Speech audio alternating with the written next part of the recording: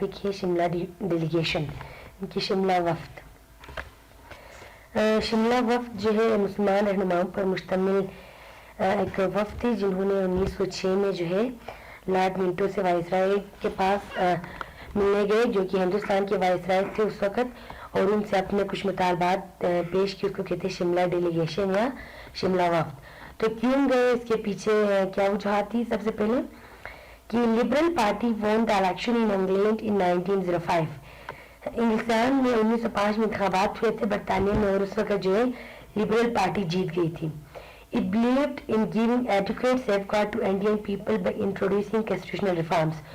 اور liberal party کی یہ کوشش تھی کہ وہ انڈینز کو, ان کی برصغیر کے لوگوں کو زیادہ سے زیادہ جو ہے ریفارمز دیا جائے, ان کو ان کے مفادات کا تحفظ دیا جا سکے اور ان کو حکومت سازی میں حصہ دیا جا سکے.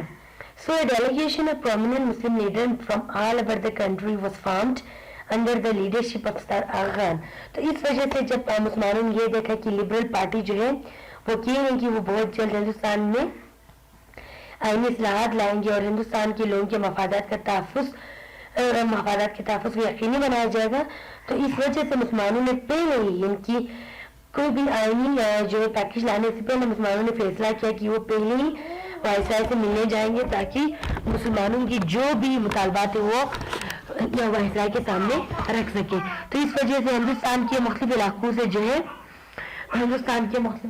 سے لیڈران جو ہے 35 لیڈران سر آغا خان کی لیڈرشپ میں ان کی اس کی نگرانی میں لارڈ منٹو سے ملنے گئے.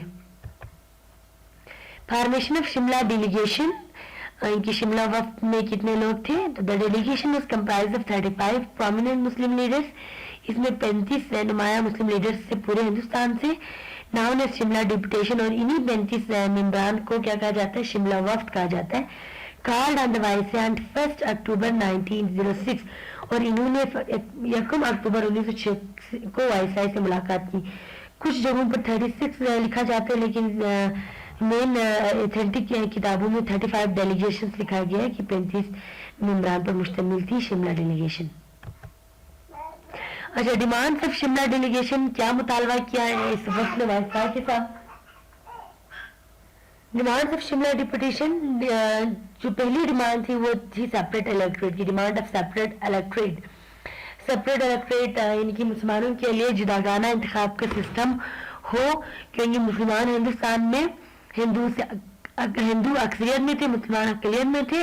تو اس طرح جو پہلے جو سسٹم تھا, مخلوط انتخابات کا سسٹم تھا, اس میں مسلمانوں کے نمائندگی بہت کم ملتی تھی. تو اس وجہ سے مسلمانوں نے ڈیمانڈ کی کہ ان کے لیے الگ انتخابات کا system who. Demand of share in government service, government service میں بھی مسلمانوں کے لیے الگ سیٹیں ہوں, کہ کسی بھی گورنمنٹ ملازمت ہو تو اس کے لیے مسلمانوں کے لیے خاص کوٹا ہو, ہندوؤں کے ساتھ ساتھ مسلمانوں کو اس کی آبادی کے حساب سے. ممبرشپ آف ججز اینڈ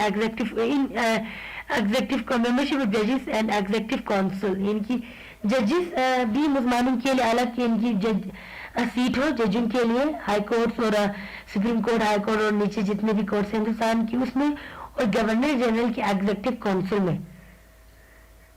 جس طرح ابھی وزیر اعظم اور اس کی کابینہ ہوتی ہے جس میں وزراء ہوتے ہیں, تو اس وقت جو ہے گورنر جنرل کی ایگزیکٹو کونسل ہوتی تھی جس میں مختلف وزراء مختلف نمائندگان موجود ہوتے تھے اور وہ پورے ہندوستان کی نظام کو چلاتے تھے. تو مسلمانوں نے ڈیمانڈ کی کہ ایگزیکٹو کونسل میں بھی جو ہے ہندوؤں کے ساتھ مسلمانوں کو نمائندگی دی جا سکے.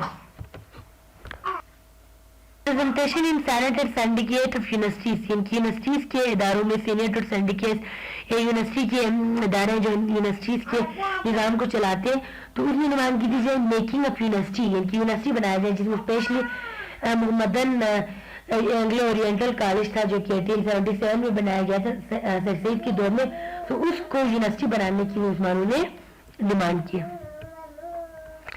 Response of lord Manto, I am aware of injustices and aggression indicted upon the Muslim. انہوں نے کہا کہ مجھے معلوم ہے کہ مسلمانوں کے ساتھ کیا ناانصافیاں ہو رہی ہیں, اس چیز کا مجھے پتہ ہے, اور جو ظلم ہو رہا ہے, جو ایگریشن مسلمانوں کے خلاف کی جا رہی ہے اس کا مجھے پتہ ہے. And I am also trying to compensate them, اور میں کوشش کر رہا ہوں کہ اس کا ازالہ کیا جا سکے. لارڈ منٹو کی رسپانس سے مسلمانوں کے لیے شملہ وفد سے. I will definitely take these demands to the committee. میں یقیناً جو ہے کمیٹی کے سامنے مسلمانوں کے مطالبات کو رکھوں گا. ان کی پیچھے جو مطالبات کی تھی مسلمانوں نے, which comes to India to implement constitutional reforms, کہ اس کمیٹی کے سامنے جو ہندوستان آ رہے ہیں مسلمانوں کو آئینی اصلاحات دینے کے لیے. And will compile the recommendations, اور سفارشات کو ہم کمپائل کریں گے. ان کی انہوں نے کہا, انہوں نے مسلمانوں کو یقین دہانی کرائی. لارڈ منٹو نے تحمل سے انہوں نے مسلمانوں کی بات سنی اور کہا کہ مجھے پتہ ہے کہ مسلمانوں کے ساتھ ناانصافیاں ہو رہی ہیں, تو میں کوشش کروں گا کہ جو کمیٹی ہندوستان آئے گی اس کے سامنے مسلمانوں کے مطالبات رکھے جائیں اور مسلمانوں کی بات سنی جائے گی. امپورٹنس آف شملہ ڈیلیگیشن, اس کی کیا اہمیت ہے شملہ ڈپوٹیشن کی. یہ بیسس آف پاکستان موومنٹ, یعنی کہ اس شملہ ڈپوٹیشن نے مسلمانوں کے لیے ایک راہ ہموار کیا پاکستان کی تحریک کے لیے. کیونکہ جب پہلی بار مسلمان ملنے گئے لارڈ منٹو سے تو انہوں نے مسلمانوں کی بات سنی, تو مسلمانوں کے اندر ایک جو حوصلہ پیدا ہو گیا اپنے آپ ان کی کوئی بھی مطالبات حکومت کے سامنے پیش کرنے کے لیے اور اپنے بات منوانے کے لیے جذبہ, ایک حوصلہ مسلمانوں میں پہلی بار پیدا ہوا. دوسرا سیکیورٹی فار اسلامک آئیڈیالوجی, ان کی اسلامی نظریات کی تحفظ کے لیے جو ایک جذبہ مسلمانوں کے اندر پیدا ہو گیا, اسلامک مفادات کے تحفظ, ان کی اسلامک آئیڈیالوجیز میں ہم اپنی جو تعلیمات جو اسلامی اصولوں کے مطابق گزار سکیں.